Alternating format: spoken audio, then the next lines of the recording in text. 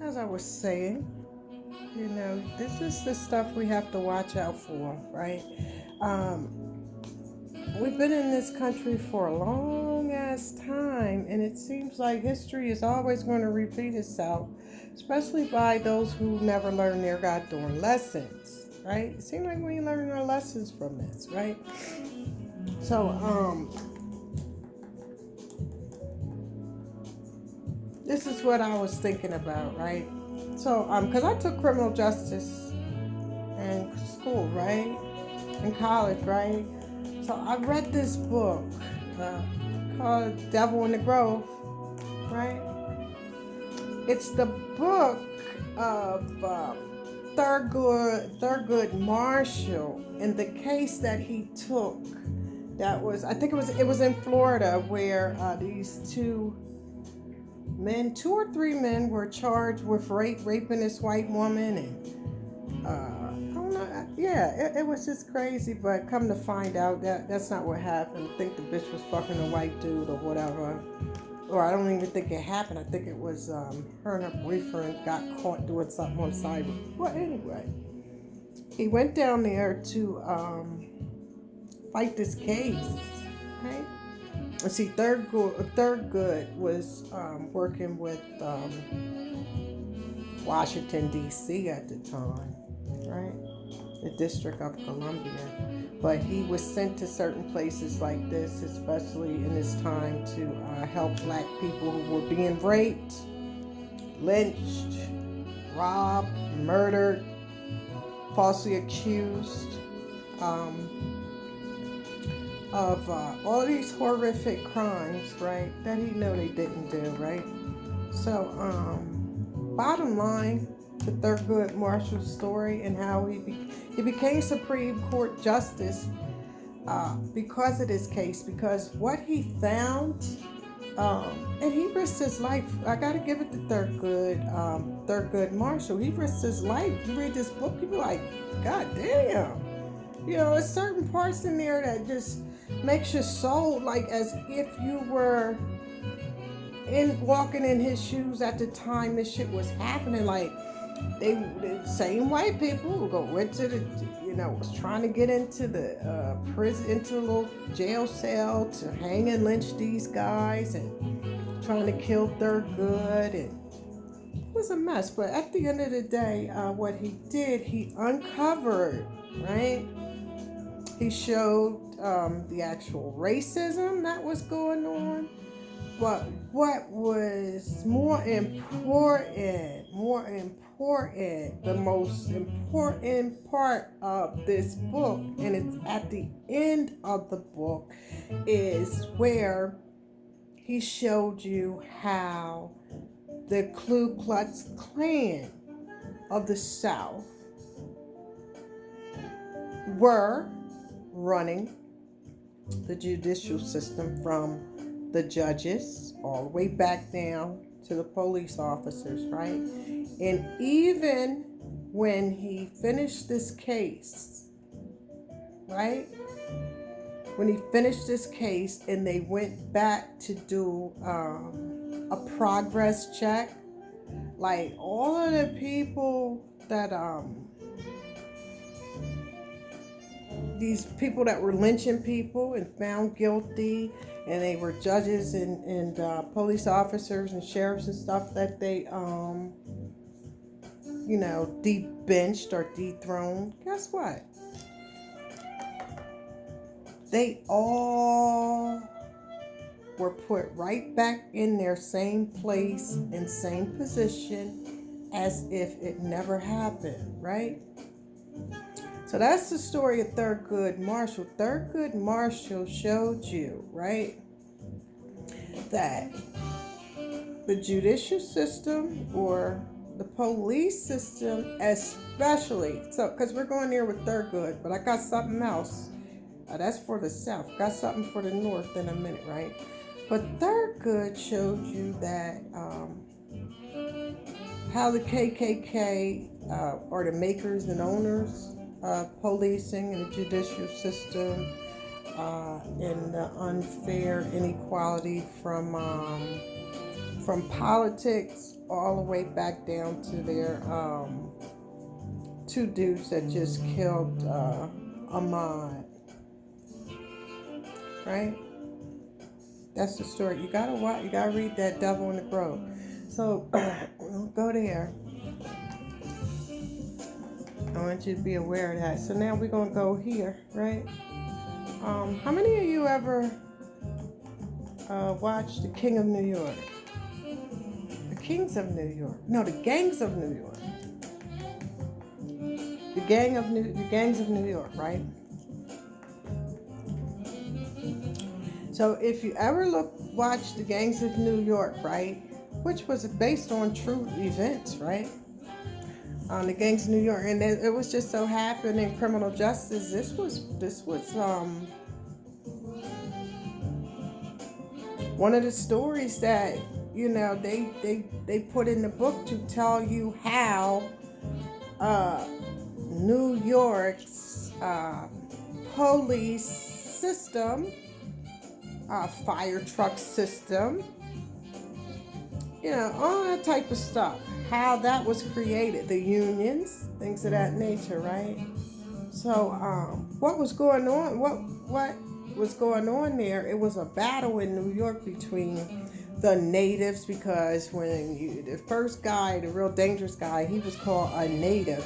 The native didn't mean he was Indian. It was just that he was indigenous to this land since the days of slavery. So he had more of a bloodline here in the United States versus all of these immigrants that were coming into New York at the time. And they were gangs. So you had the Italian, you had the Russian, you had the Jews, you had the Irish. You name them. They were all gangs. Every single last one of them were gangs, right? So keep that in mind. So yeah, they were gangs. So what happened? The United States, it got so bad up there, they started killing off politicians. Michigan, hint, hint. But they were fucking up New York. They were fucking up politicians. And then what happened? The war began. Right? The war began, and a lot of them, if you didn't have money, you were sent to the war. You were drafted to the war. Right? So all of this stuff was going on at one time. So in the movie, right? In the movie, if you really look at the movie and watch at the end when they start battling against each other, fighting and shit like that, right? You see a lot of black people hung from trees.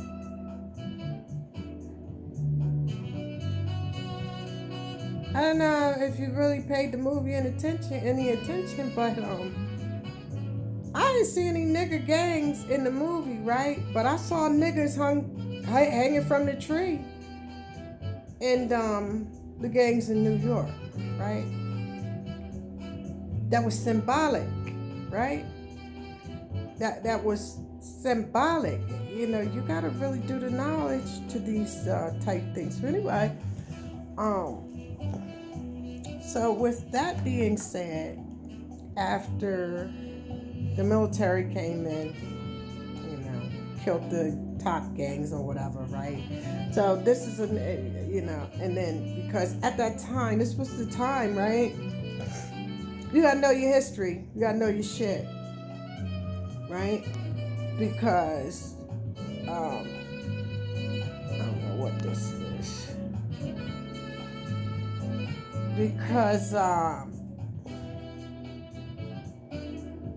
that's when they were calling the Irish and the Italians niggers, right? The Anglo-Saxons didn't want anything to do with them. They were called the savage or the niggers, right? This is no bullshit. You go right back in the archives, go look at New York's history, and go see how each and every last one of these Europeans came in here, and how they came to be powerful group-wise. Like, the people don't realize the Jews was the first goddamn gang of New York, right? But the Jews were the first ones to clean themselves up because the Jews already had power. They had their brothers and sisters and cousins and aunts and uncles, them Rothschilds and shit with them banks and shit across seas, right? They cleaned themselves up, so they didn't get really caught up in the midst of so they became the lawyers and the liars, right? They were smart. They became the lawyers and the liars for the judicial system, right? And then your Irish and your Italians, right, became the most police.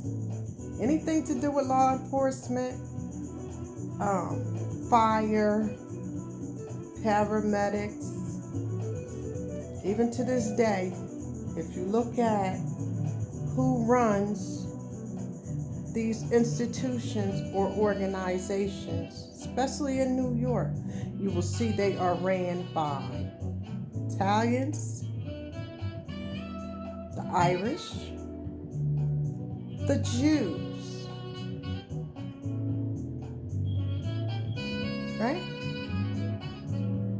Some Russia, right? But overall, the Anglo-Saxons. So I'm just letting you know, this, you got to look at this, right? You got to look at this for what it is, right? It's a chessboard.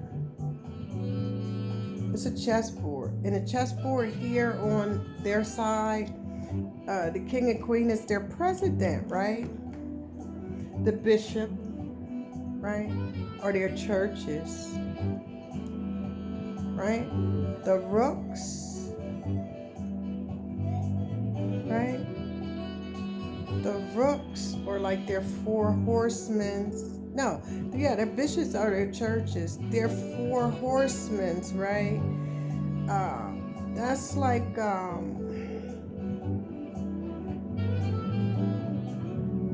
your police, or you can put your police in there, or your Masonic lodges and your bootlickers, things of that nature, right?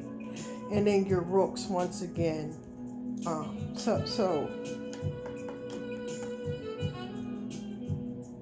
So your horses is like the knights, right? I'm the ones that hold the fort down. Let's put it that way. So then you got the outside, you got the rooks, right? The rooks are goddamn bootleg, Sambo, bootlicking niggers, right? And then these organizations, right, who work for white supremacy, who let these knights know, right? These knights know what's going on in the streets, and they take that information and get on their pale horse, put it over in the ear of the bishop, right?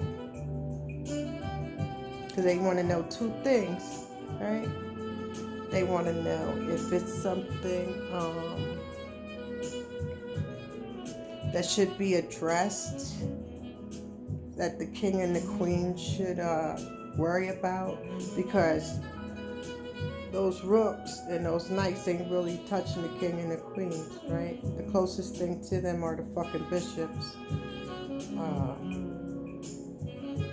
Know that. And the pawns on the chessboard, right, for these people are all of these ones running up in the Capitol, all these rallies, open up my economy, spitting in each other's face, catching coronavirus. Those are the ones, the ones Donald Trump asking for everybody to go outside and become his warrior, be his warrior, sacrifice their life for the chessboard, sacrifice their life for the hearts, the rooks, the knights, the pawns. No, the rooks, the knights, the bishops, and the king and queen. So he's asking all you white pawns, right, and black dummies too, right, to be his pawns on the chessboard and go out there and fight against another army, right? And this army is invisible, right? This is the army that they're fighting against is called the army or angels of death, right? That's what you up against, right? The sad part about this whole thing is black people, where's our chessboard? How do our chessboard stand here? Where's the king? Where's the queen? Where's the knights? Where's the rooks? Bishops? And then the thing is, I'm getting ready to stop this one, and I'll start that question. Peace.